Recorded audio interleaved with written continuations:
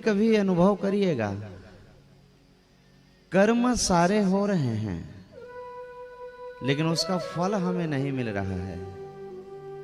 धर्म कर्म हो रही है, फल नहीं मिल रहा है। कई लोग पूछते हैं गुरुजी इतना पूजा पाठ करते हैं फल नहीं मिला, तो बात होती क्या है। हमारे गुरुदेव एक दिन बता रहे थे, बड़ी सुंदर बात, बहुत अच्छी लगी मुझे। वृंदावन के एक प्रसिद्ध विद्वान, नाम है चौबे जी।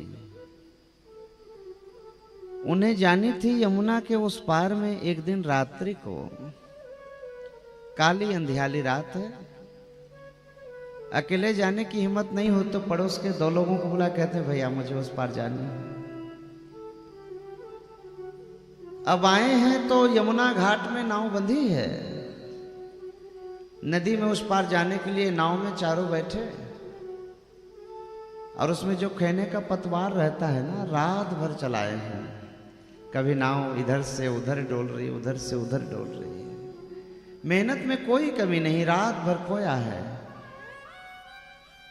लेकिन जब प्रातः हुई, जब उजाला देखे तो जिस घाट से नाव को छोड़े थे उसी घाट में खड़ी है नाव। तो चौबे जी ने कहा, अरे हमने इतनी मेहनत करी है और ये नाव तुम्हारा जो उस पार अभी तक पहुंची नहीं, केवल रात भर इधर उधर हुई है। ज्यादा उजाला में जाकर के देखे कि हम लोग पहुंचे क्यों नहीं, तो देखते क्या है प्यारे, वो नाव की जो रस्सी है ना, खूंटा से निकालना भूल गए। बताइए, आप लाख प्रयास कर लीजिए, अब खूंटे में रस्सी बंधी है तो कुछ चलेगा क्या बाबूजी? नहीं चलेगा ना।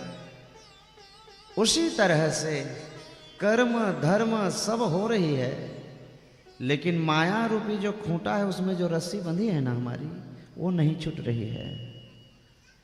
कैसे पार जाएगा वो नैया? उस मोह रूपी रस्सी को खोलने के लिए ही तो यह कथा है। कथा को सुन करके उसी मोह रूपी रस्सी को जिस व्यक्ति ने खोलना जान लिया, समझ लीजिए उसने कथा सुन ली। हाँ, कथा सुन ली उसने। और वो रस्सी खुले कैसे, यही तो ये कथा बताती है आपको। वो रस्सी बस छूट जाए, हम लोग निकालना भूल रहे हैं। मना नहीं है, कर्म संसार का करिए। सबके ममता ताग बटोरी, परिवार के प्रति जो अनुराग है ना, मैं नहीं कहता कि छोड़ दीजिए, ना ना, छोड़ना नहीं है, खूब प्रेम करिए परिवार से। लेकिन वो जो ममता है परिवार के प्रति ना, वो सब ताक को बटोर करके, मैं तो कहता हूं प्रभु के चरणों में बांध दिया जाए। हाँ, टेंशन खत्म। हाँ, बड़ा विचित्र सूत्र है।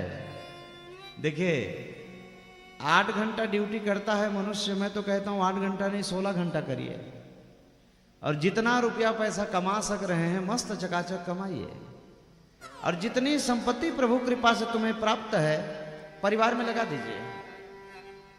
हाँ, परिवार में लगाइए, सुख से रखिए उनको। लेकिन इन परिवार के बगैर मैं जी नहीं सकता, रह नहीं सकता, यही मोह का कारण है। ये कब छूटेगा?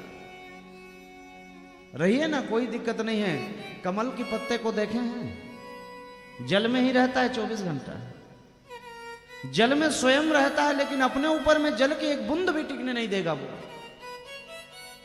अगर भगवान को प्राप्त करना है तो उस कमल के पत्ते से हमें सीख लेनी होगी। संसार में रहिए, संसार को अपने ऊपर हावी मत होने दीजिए। और ये संसार जिस दिन हावी हो गया ना, छुटकारा मिलने वाला नहीं है। और पार जाने का यदि सूत्र है कलियुग में, तो एक ही सूत्र है। सतयुग में तो मख जप तप करके, त्रेता युग में नाम यज्ञ करके, द्वापर में सत्कर्म करके, लेकिन कलियुग में ना एक उपाय है, एक उपाय है कलियुग में।